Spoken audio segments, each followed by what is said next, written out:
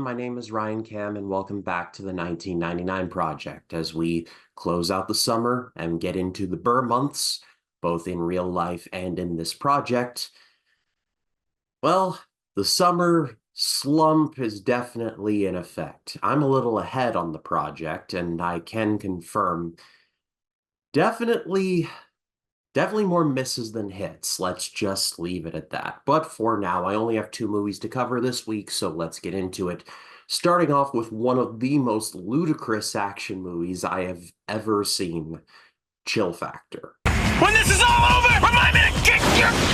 Cuba Gooding Jr., Skeet Ulrich, Woo! Chill Factor. Chill Factor was directed by Hugh Johnson, and it stars Skeet Ulrich, Cuba Gooding Jr., and Peter Firth. It tells the story of a pair of individuals, played by Skeet Ulrich and Cuba Gooding Jr., who are roped into a situation they certainly did not ask for, but they find themselves in regardless. Ulrich plays a chef at the local diner who is friends with a disgraced doctor. The doctor comes into the diner one night having been shot and carrying a chemical weapon that is referred to as Elvis. It gets weirder, folks. The weapon must be kept below 50 degrees Fahrenheit or else it will explode. Trust me, it's going to get crazier. The weapon was created as a co-production of sorts between this doctor and an army colonel played by Peter Firth. Firth's character went to jail over an accident that happened regarding the weapon. He spent 10 years in Leavenworth and now is gone rogue and is going to use the weapon to wreck shop. And so it is up to Ulrich, when he finds out what the weapon is and what it's capable of, to keep it away from the colonel, all while roping in an ice cream truck delivery driver, or, well, he's a delivery driver who works for an ice cream company and drives a refrigerated ice cream truck, played by Cuba Gooding Jr. And so they use the truck to keep the chemical weapon on ice and keep it safe until they get it to the next military base that they find. So like I said, this movie is all kinds of ludicrous. It's a premise that just is too weird to live and too rare to die.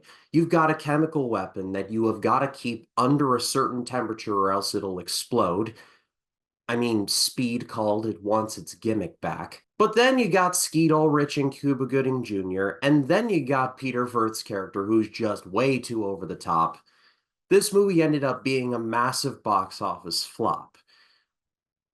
I kind of love this movie, though. Let me just get out in front of it and say that I understand this movie is not great, but I had the biggest, dumbest, goofiest smile on my face at parts of this movie because the movie understands exactly what it is. It's dumb action fun. It embraces the lawlessness, the chaotic neutral of its premise, if you will, and just has fun with it. That's what makes this movie enjoyable for me. Cuba Gooding Jr. and Skeet Ulrich are good in their roles. They could have been done better by other actors, but they are serviceable for what the movie is trying to go for. They actually give Ulrich more of a character than I expected, and I thought he did a good job. He certainly carries the acting front. And Cuba Gooding Jr. does more than his fair share of good throughout the whole movie as well. They definitely have a Riggs and Murtaugh flavor to their dynamic, but they make it work for the context of the movie. But the one character that steals the show for me is Peter Firth playing this army colonel. He starts out in the movie very much like an army colonel. He gets sent to jail, disgraced, and he's like, had to pin it on somebody. But 10 years in Leavenworth basically honed this person down to where he is just way too over the top. He has lost all his faculties and he just wants to go crazy on everyone and everything. There are a couple of moments in this movie where I was just losing my mind with laughter. One of which involves when the ice cream truck flips over in a ravine and Ulrich and Gooding Jr.'s characters have to escape via a pontoon boat that they find and then crash off of a highway and into a river. It doesn't make sense, but it's still fun. The colonel and his group find the truck and says, "We have to find that boat at once," and then takes a huge bite out of an ice cream sandwich. First of all, that ice cream sandwich, if it's been in the same truck as a chemical weapon, I don't care how latent or armed it is, I would not trust it. Not to mention, there were a few action sequences where the truck was shaking and there was stuff going on, so something could have leaked. So this guy just going like, good humor. Just strange and brilliant. And then when Gooding Jr.'s character returns to the factory to get something from his desk, he finds out that his boss ratted him out to the colonel. When the colonel finds him, and Gooding Jr.'s like, "Oh yeah, well you're never gonna like figure me out," and then the colonel comes up beside him, and instead of saying "you were saying" or something to that effect, he blows on him like he does that. Chill Factor has the soul of an early to mid 90s Chuck Norris movie, and it should have came out earlier in the decade. I have no idea why it came out in 99, but I have a soft spot for this movie. It's a guilty pleasure of this project for sure. I'm going to give this a high good rating because objectively, the movie's not great, but subjectively, I just love this movie so much, and it's on Tubi now. You need to watch it.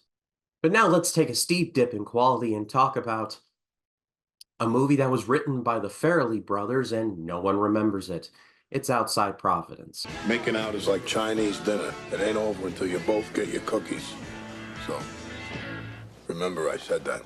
Outside Providence. Outside Providence was directed by Michael Carente, and it starred Alec Baldwin, among others. It tells the story of a young man who gets into some trouble with the law and is forced by his father, played by Baldwin, to go to an extremely high upper crust prep school in the New England area. No, this is not Dead Poets Society, before you ask. Now, movies like this with similar premises have worked in the past.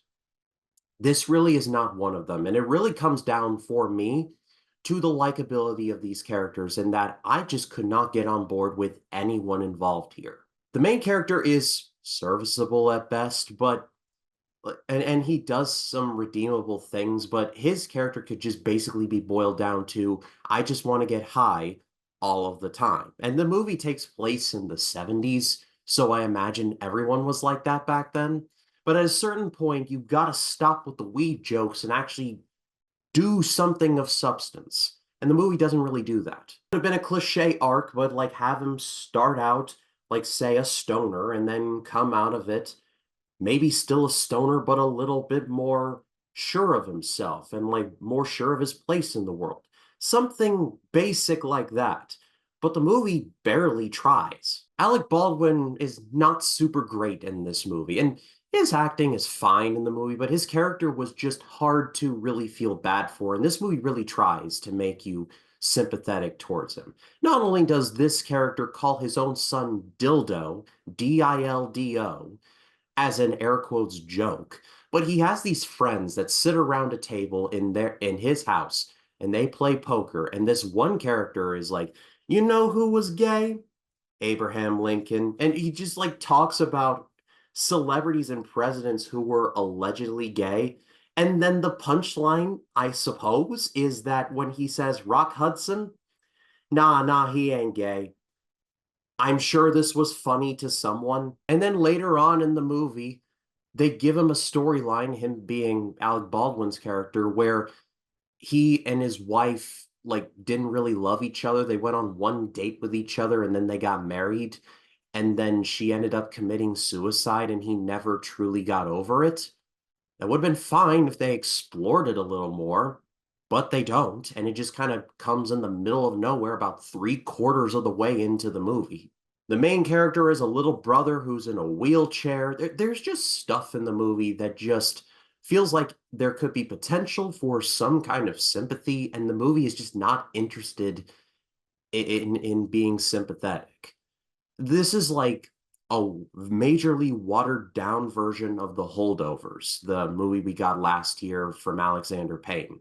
This movie is very forgettable. Like, pretty much this movie is Dead Poet Society meets The Holdovers, but way worse. It's not a horrible movie, it's watchable in places, especially if you're into 70s music. The soundtrack in the movie is actually pretty good, but definitely skip this one. What did you all think of any of the movies I've talked about? Let me know in the comments. I'd love to read what you have to say. And also watch Chill Factor. I would love to hear everyone's reactions to that. My name is Ryan Cam, and I'll see you in the next one.